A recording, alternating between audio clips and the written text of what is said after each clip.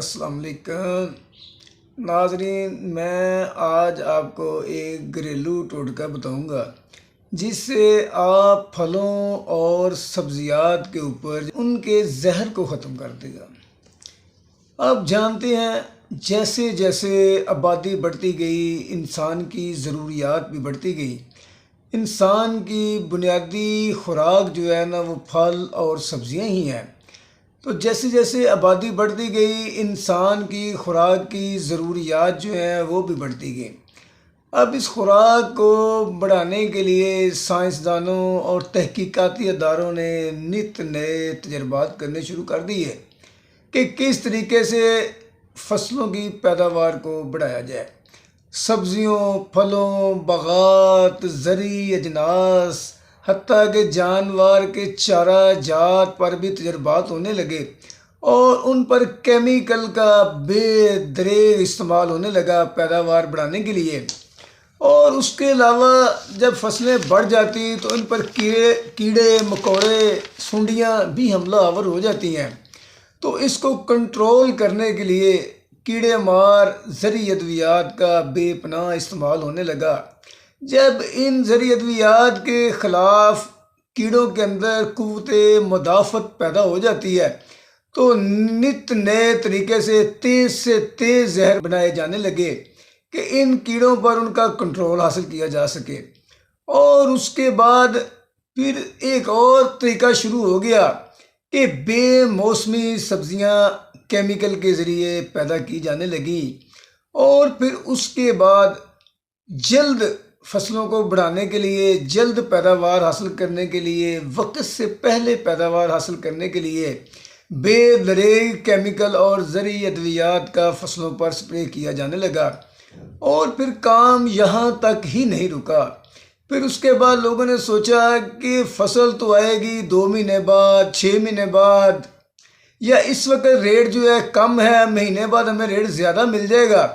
تو انہوں نے فصلوں کو، پھلوں کو، سبزیوں کو سٹور کرنے کے لیے نت نئے طریقے سوچنے شروع کر دیے۔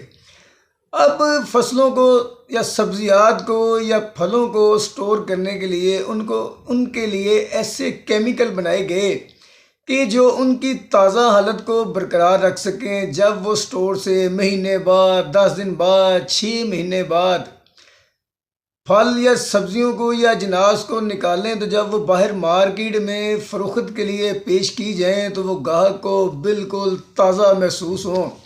ان پر کیمیکل کا بے دریغ استعمال کیا جانے لگا۔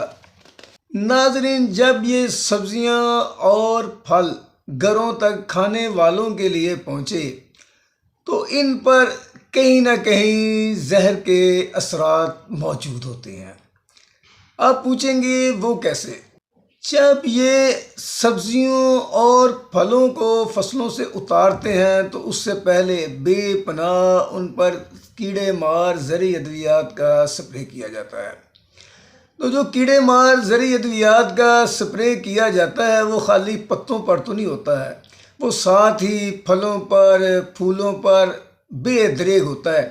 بعض اوقات دیکھنے میں یہاں تک آیا ہے کہ گاہک نے صبح سبزی یا پھل توڑنا ہے تو وہ 1 دن پہلے اس کے اوپر سپرے کر رہا ہوتا ہے۔ اب یہ جو زرعی ادویات کے سپرے ہیں یہ بڑے جدید سائنٹیفک طریقے سے بنائے جاتے ہیں۔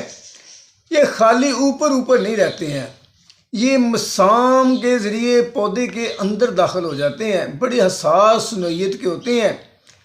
تو یہ پودے کے اندر داخل ہو جاتے ہیں، پھلوں کے اندر داخل ہو جاتے ہیں۔ تو بعض اوقات تو یہ سپرے کرنے کے دوسرے دن بعد ہی سبزیات اور پھل جو ہیں وہ مارکیٹ کے اندر آ جاتے ہیں۔ تو پھر ان پر زہر کے بہت زیادہ اثرات موجود ہوتے ہیں۔ اب آ جائیں کہ ہم اس کا مقابلہ کیسا کریں۔ یہ کوئی سائنٹیفک نظام نہیں ہے، کسانوں کو اویئرنیس نہیں ہے کہ ہم نے کون سا زہر کا استعمال کب کرنا ہے۔ اور یہ کوئی سائنسی ہماری ابھی تک اتنی سائنسی جو ہے ترقی ہے اس تک نہیں پہنچی کہ کسان کو اتنی اویئرنیس ہو کہ میں نے کب کون سا استعمال کرنا ہے۔ وہ بے دریغ، اس کو یہ نظر آ رہا ہے کہ سنڈی کیڑا ہے، اس کو یہ نظر نہیں آ رہا ہوتا کہ اس نے کل سبزی نے یا پھل نے منڈی جانا ہے وہ بے درے اس کے اوپر استعمال کر دیتا ہے اسپریوں کا۔ تو یہ جو ہوتے ہیں کیڑے مار زرعی ادویات، کسی کا مہینہ اثر رہتا ہے، کسی کا 15 دن ہوتا ہے، کسی کا 8 دن ہوتا ہے، جو پودے کے اندر پھلوں پھولوں اور سبزیات کے اندر سرایت کر چکا ہوتا ہے۔ اب اس سے انسانی صحت پر بے پناہ مضر اثرات جو ہے نا وہ مرتب ہوتے ہیں۔ اس سے کیا ہو سکتا ہے؟ اس سے آپ کا معدہ خراب ہو سکتا ہے، آپ کو لوز موشن آ سکتے ہیں۔ یہ جو ہے نا یہ ہیں فوری نقصانات۔ لوز موشن ہو سکتے ہیں، آپ کو ہیضہ ہو سکتا ہے، اس طرح کی کئی بیماریاں ہو سکتی ہیں، سر چکرا سکتا ہے۔ اس کے جو لانگ ٹرم اثرات ہیں نا انسانی زندگی پر، یہ زہر آہستہ آہستہ انسان کا جو ڈیفنس سسٹم ہے نا اس کو ڈیمیج کرتا ہے۔ یہ آپ کے ڈیفنس سسٹم کو ڈیمیج کرنے کے ساتھ ساتھ باڈی کے اندر جمع ہوتا جاتا ہے، جس سے آپ کو دل کے امراض کی شکایت ہو سکتی ہے، اور اس کے بعد کینسر کی شکایت بھی ان زہروں کی وجہ سے ہو سکتی ہے۔ اور اس کے بعد جو کامن ایک مرض ہے نا جو عام دیکھنے میں آیا ہے، گردن کے پٹھے درد ہو رہے ہوتے ہیں، یہ پٹھوں کے اوپر نا جو نروس سسٹم ہے نا اس پر حملہ آور ہوتا ہے، تو یہ پٹھوں کے کھچاؤ اور پٹھوں کے درد کا جو ہے نا یہ مشکل باعث بھی بن جاتا ہے۔ اب میں آپ کو ایک گھریلو ٹوٹکا بتاتا ہوں جو چھوٹی سی چیز ہے، ہر دکان سے ہر گودام سے بڑی آسانی کے ساتھ مل جاتی ہے۔ یہ ہے کھانے والا سوڈا، جس کو آپ بیکنگ سوڈا بھی کہتے ہیں اور کیمیکل زبان میں سوڈیم بائی کاربونیٹ بھی کہتے ہیں۔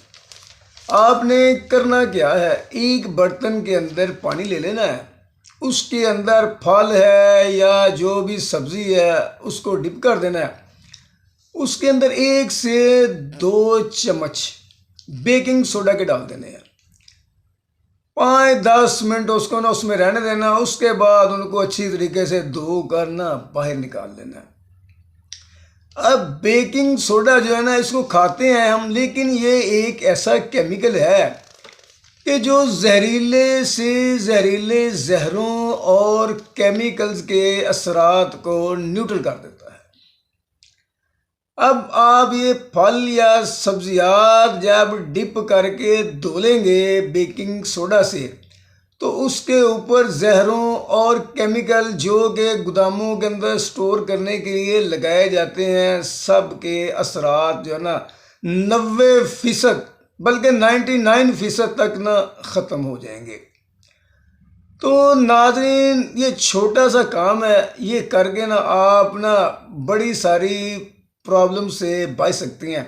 اب یہاں اکثر نا مائیں بہنیں یا لوگ یہ سوال کر دیتے ہیں، یار چھلکے والی سبزی ہے، ہم اس کو اتاریں گے تو صاف ہو جائے گی۔ حالانکہ ایسا ہوتا نہیں ہے، چھلکے کے اندر بھی مسام ہوتے ہیں۔ اب آپ اس کو چھیل رہے ہوتے ہیں نا تو آپ کے ہاتھوں کی مدد سے اثرات بھی اندر تک پہنچ جاتے ہیں۔